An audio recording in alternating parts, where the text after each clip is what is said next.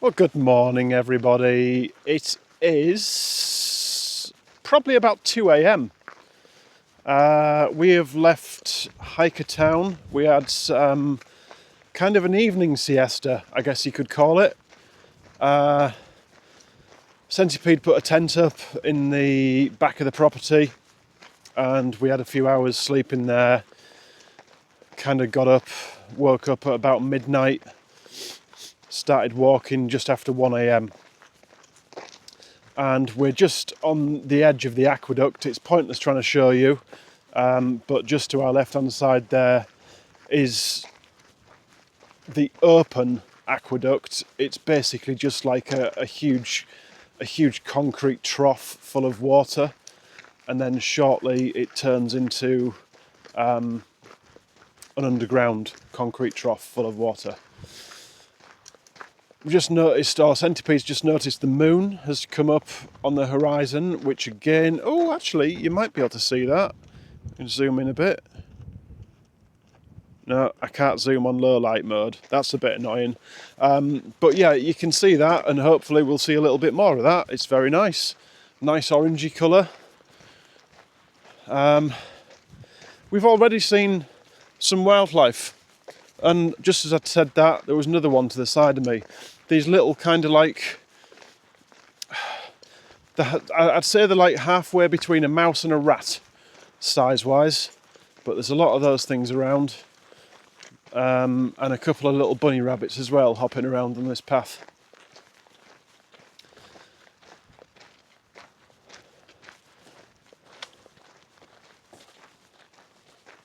How's it going, CP?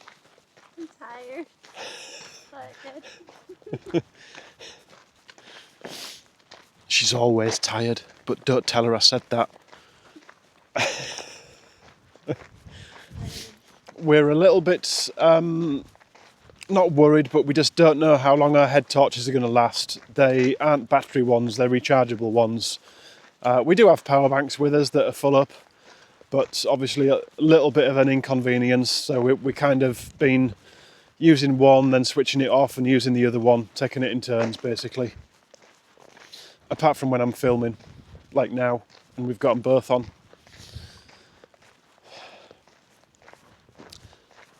It's a very starry night as well. Again, sorry, no point in showing you. This isn't going to be a very exciting video. I'm hoping that there's going to be a really nice sunrise though this morning. Probably 5 a.m-ish, something like that, I would guess, if we make it that far. We're both quite tired, we keep yawning. I think some coffee is probably in order when we get somewhere out of the wind. It's actually not cold either. Saying that, I've got my puffy jacket on because there is a bit of a breeze, but I'm walking in shorts and my legs are nice and warm.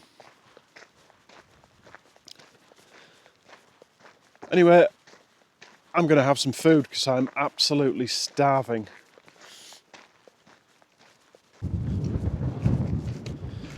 There we go, look, actually walking on the pipeline. It's the iconic shot that everyone gets. It's obviously a little more iconic in the daylight when you can see the surroundings and stuff, and it's a little bit more impressive, but I'm sure you get the gist.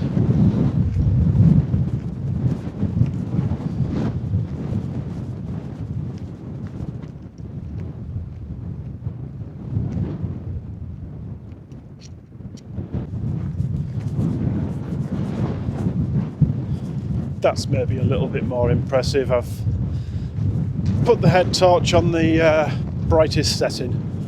You can see like the patchwork of the pipeline now, and these huge great, I'm going to call them rivets. They're probably not, but that's what I'm calling them.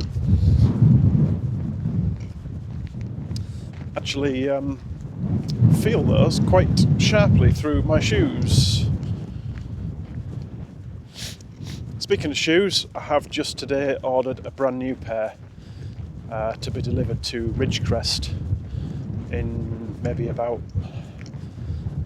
2 weeks time, something like that, maybe a little less than that. Very pleased that Topo have released the Mountain Racer 4.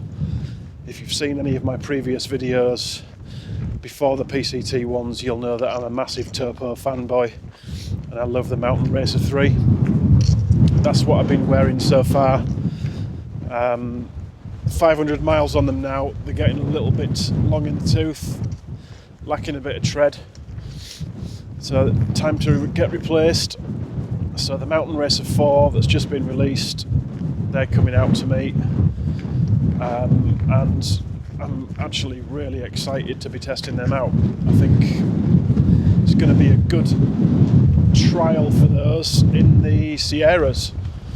Hopefully one pair will get me through the Sierras safely. So stay tuned to see what I think of those. It'd be nice to be able to do a long-term review actually from the trail as well. See how they hold up.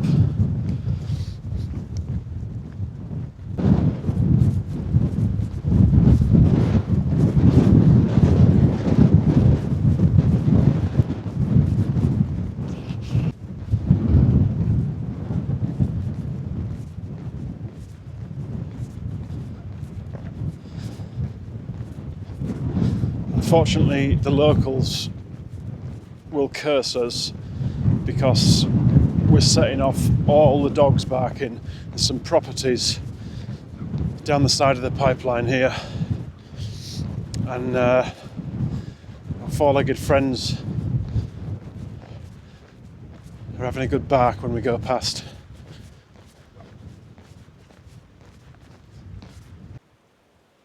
So this is the last water for 14 miles. Even though we're walking on top of the aqueduct, you can't get to it. This spigot or tap is the last of its kind for a while.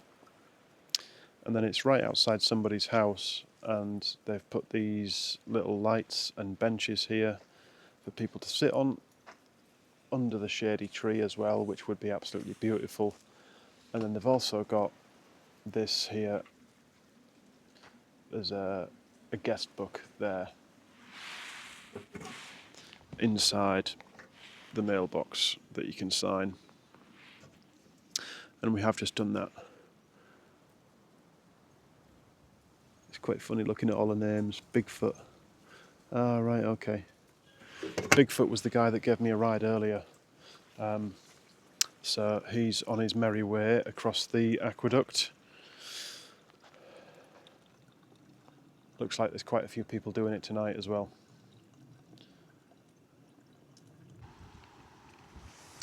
Well, it is somewhere between 3:30 and 4 a.m. and we've come off the pipeline itself and the dirt road connecting it, and we're actually now just sat behind. Someone's just having a little snooze there. We're sat behind this inspection chamber, and the water's trickling past underneath us. Oh, you can see the moon. Look, the moon's up at last. It's not quite as orange anymore. And we thought it was time for coffee, so that's what we're doing. These things make about the only sort of shade and windbreak you get along here. These concrete inspection chambers, or whatever they are. And it just so happens that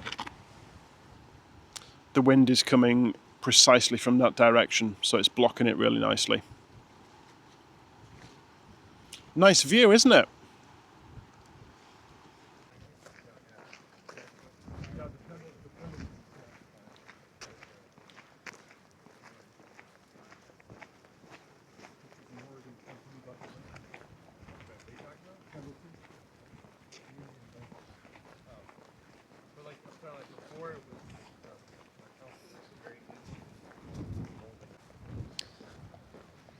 Well, things are brightening up now. Head torches are not needed anymore. We actually switched them off maybe about 45 minutes ago. It's about 5:10. It's quite a strong wind still coming from behind us, but as you can see, there's some beautiful colour in the sky. And we keep passing a few of these Joshua trees as well, which you probably won't be able to make out, but there's a nice one over here I'll maybe get a bit closer to.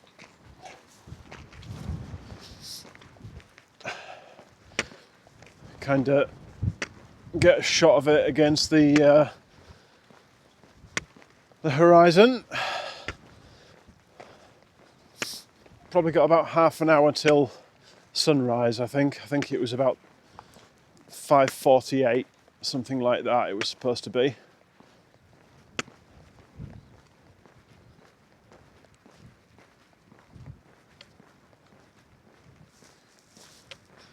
There's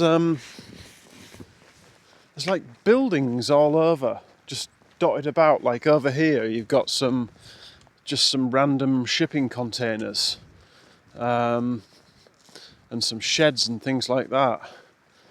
And then occasionally you'll come across like a light at the side of this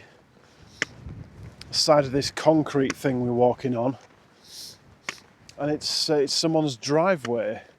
It's an odd place, and it's been quite cool seeing it like this. Obviously I walked across it last time in 2019, early morning, but it was light, it was daylight. It's really nice seeing it like this, and it's going to be really nice seeing the sun come up over the horizon. I'm looking forward to that.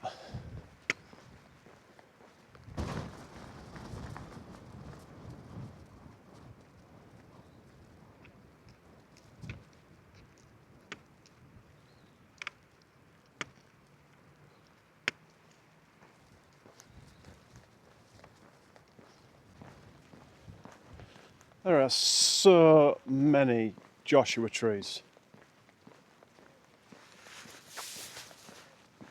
Walking through it's like a field of them. On the left, definitely. On the right hand side, not quite as many in this area, but quite a few further back. All really, really odd shapes.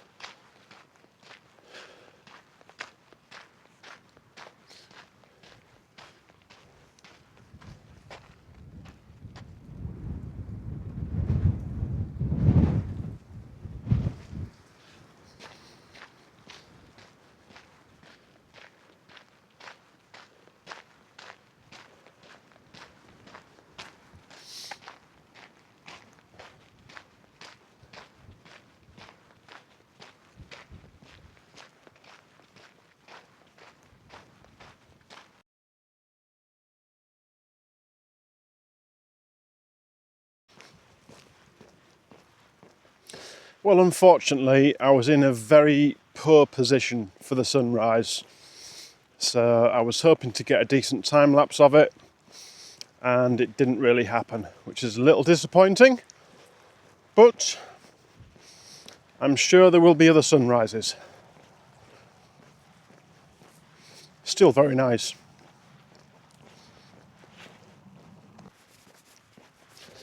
So when we were literally in the process of walking out of Hikertown this morning, it was just after 1 a.m. There was no one else around. Everybody was either in the tents or in the little cabins asleep. And we were just starting to walk out, and we heard these howls. It was two groups of coyotes. One sounded to be quite close, and the other sounded kind of off in the hills where we came down off the trail the day before. And I wouldn't normally have had my trekking pole or poles out for doing a walk like this, because it's literally just walking on a road for about 20 miles. But I thought, pitch black. I've just heard coyotes. I know that nothing's going to happen, but I just thought I would keep one pole out just for a little bit of reassurance and possible self-defense if anything did decide to come along. But nothing did. And now the sun's out, I've just stopped and folded the pole away. It makes a really nice change not having to worry about slipping and falling over and not having to juggle. It's quite difficult when you're using two trekking poles and you want to get the camera out, and you want to, you got to try and juggle, or you got to change the filter on the camera lens, or attach the selfie stick to get a different shot or something like that. You're always kind of juggling. You're always scared I'm going to drop something. The only thing I've dropped so far is my telephone. Dropped that twice now. Well, saying dropped. Once it was on the selfie stick when I was taking a picture of myself on the stand and the wind blew it over. And then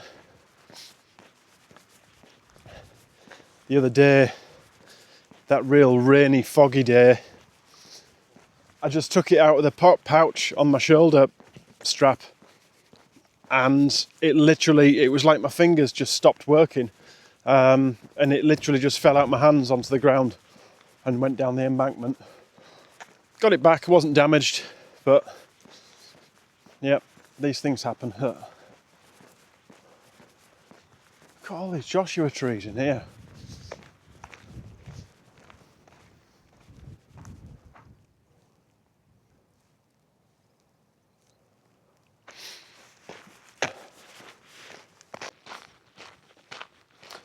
Hello again.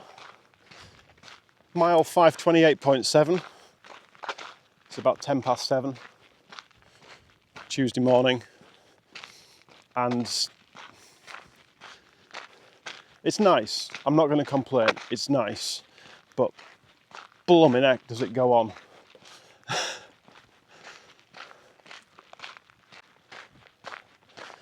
So this is the view in front of us. Just passed through a big area of Joshua trees. They seem to be sort of like in like clumps. You get a load of them and then you get nothing. But you can see the mountains or the hills that we came down from, I'm going to say yesterday. I've kind of lost track of time now, unfortunately. I mean, to say that it's just gone 7 a.m, it's already pretty warm. There is a advisory out for heat today, sort of like high heat advisory. I think we've got maybe 4 or 5 miles until the water source, which I actually don't even need. I never thought I'd hear myself say that on the Aqueduct, but no, I don't need the water source because I've still got well over 2 litres on me. Been finding loads of bullet casings on this road, and I even found what I think may be a mortar tip. I'm not sure. It was kind of mortar size anyway. Don't know what's been going on there. But yeah, obviously people like to come out here and shoot off the guns.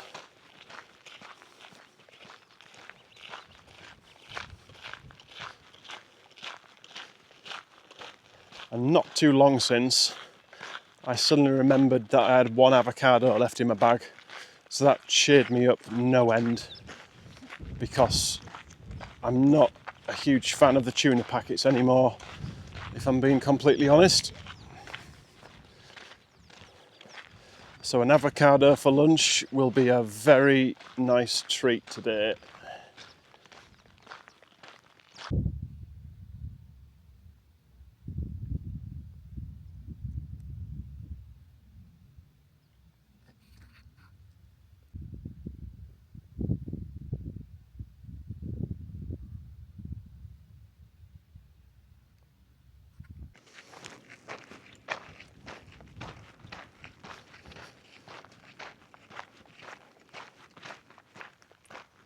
It might not look as though we've got any further, but we have got a bit further. Mile 531.8. It's about 8:30 a.m. And let me tell you, even though my phone says it's 21 degrees C, it seriously is not 21 degrees C. It is absolutely scorching. The heat is making everything feel a lot more difficult than it is.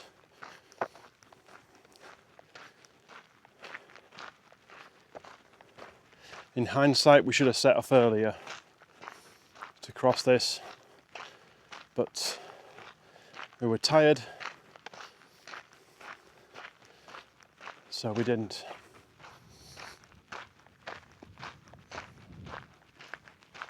We've got about 3.5 miles to the next water source. We don't actually need the water. In fact, well, I mean, by the time we get there, we will. But Centipede's actually tipping water over herself because she's brought too much with her. And rather than tip it out on the floor, she's tipping it over herself to try and keep herself cool. She's got the sun umbrella as well. But you can see just how dry and desolate it is.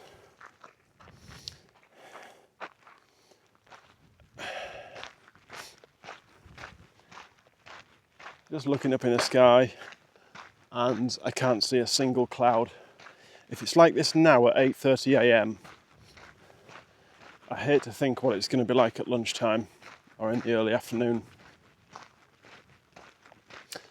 I don't think we'll be walking in that, considering that once we get to this water source, after that, there is a pretty big climb up to a campground we were wanting to get to,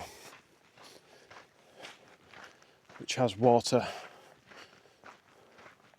So I think we'll no doubt be taking quite a long break at this next water, because walking in this isn't very fun at all.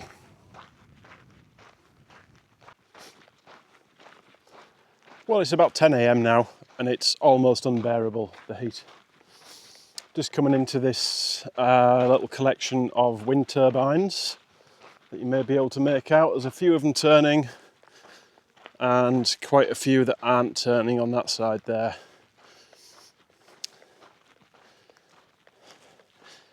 Kind of hoping to see a rattlesnake on the road where it's not gonna like scare the hell out of me or worry me, but I haven't seen one yet.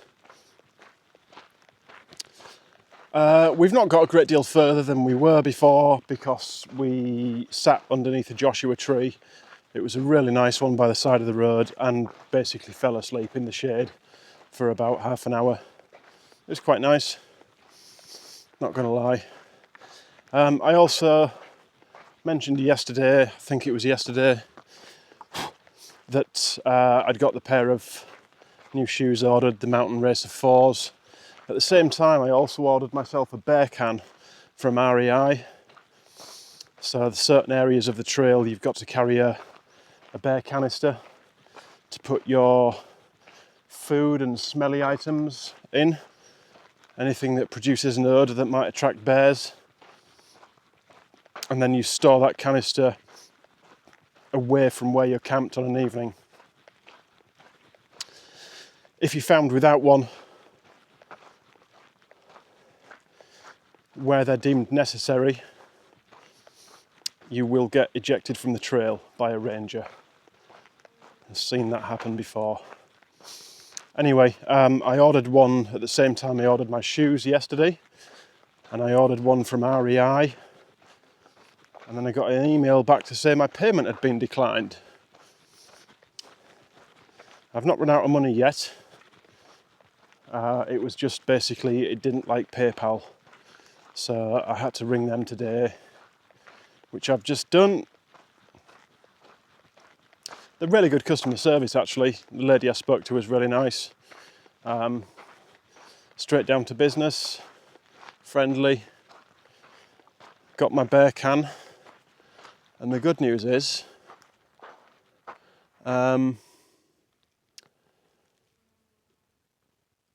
they've got an anniversary sale on at the moment, or some sort of sale. So I got 25% off, and then I also had a $30 off gift coupon that I got when I joined their membership program at the San Diego store. Nothing in it. No, empty. Sorry, there's a little water cache at the side of the road. We're just seeing if there's anything in there, but it's empty. So I got an extremely cheap bear canister. It allowed me for some reason to apply both discounts to the order. So saved a bit of money there, which I'm very pleased with, and my bear canister should be on its way to Ridgecrest very shortly, and I'll be carrying it from there probably for the remainder of the trail, just so that I won't have to worry about where I need it and where I don't need it, and also rodents in Washington at the campsites like to chew through your tent to get to your food. I don't really want that happening, so I'm just going to carry a bear can for the rest of the trail from Ridgecrest, I think. Ooh, little bit of breeze, which is very nice.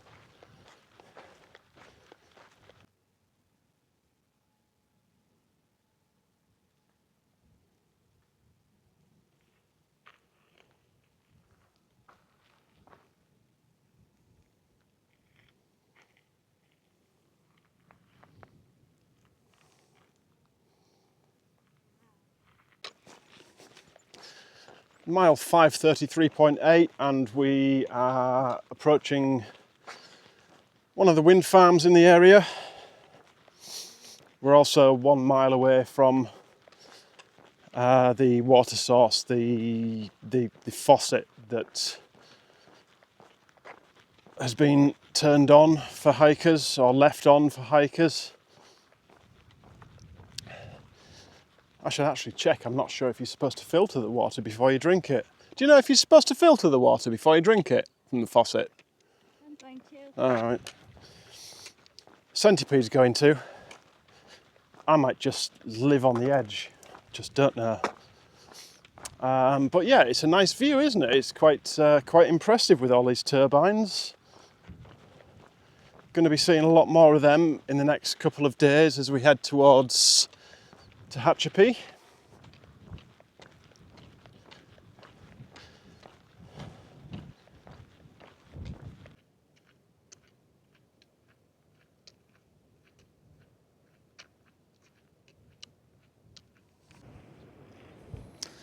So we're in the same place we were last time you saw us.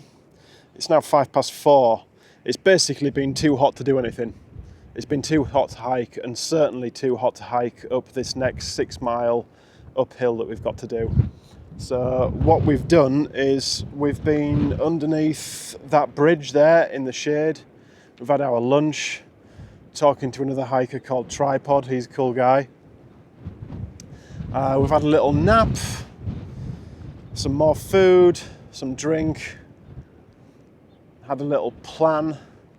There's 2 places we can get off to Tehachapi. We can get off in about 23 or 24 miles, or we can get off in 31 miles. So we're just going to see how far we get this evening. It is still really warm. There is nice breeze now. That's one good thing. There's a nice bit of wind, but basically we're headed up these hills that you see in the background. We're going up there somewhere. So yeah, it's a something like a 6.6 mile climb, and it's 2,000 feet. So at the end of the day, can be quite tiring. Just look at all these awesome Joshua trees just lining the side of the trail. Oh, it'd be so cool to camp in the middle of some of these. That spot there looks absolutely great. That looks like an awesome camp spot. Then you got these great big things.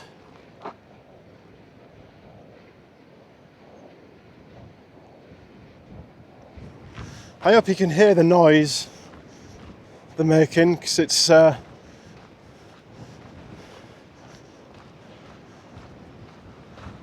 quite cool.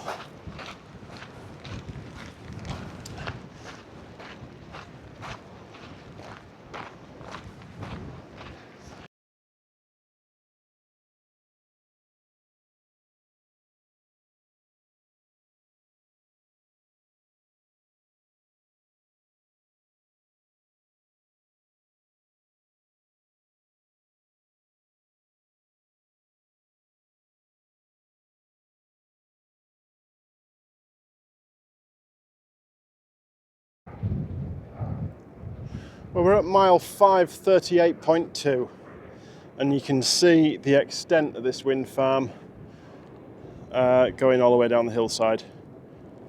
It's rather large. They do make a really, what I would class as a relaxing noise. Some people hate it, but I just said to Centipede, I'd be perfectly happy camping under one of these. It's quite a nice noise. The wind, you can see why the wind farm's here, because it is just a complete and utter wind trap up here. So we're headed for a campsite, or should I say a tent site, that's about 2 miles in front of us now. There's a water source there that's apparently flowing, a stream, and space for maybe 5 tents or so. We're just a bit worried because we know there's quite a few people in front of us and they all camp individually. So we're kind of worried that by the time we get up there, there's not going to be any spots free. And there aren't many sites marked on the app after that one.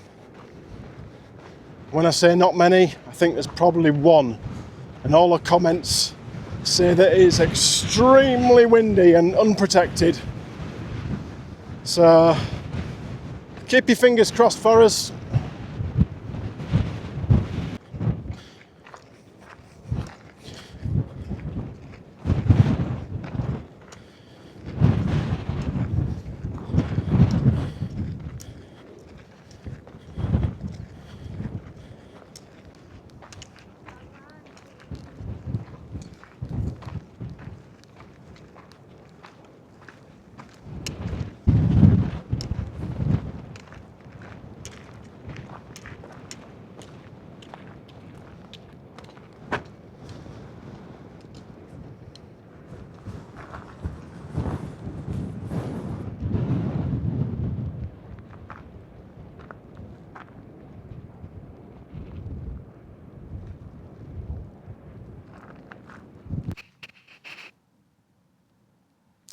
Good evening, everybody. Hope you're doing well. We have finished for the day. It's been a very long day, and when I say day, I mean kind of like 48 hours. So we kind of started walking, it seems forever ago now, but we started walking at 1 a.m. this morning, and it's now 10 past 7. We camped at mile 540.3.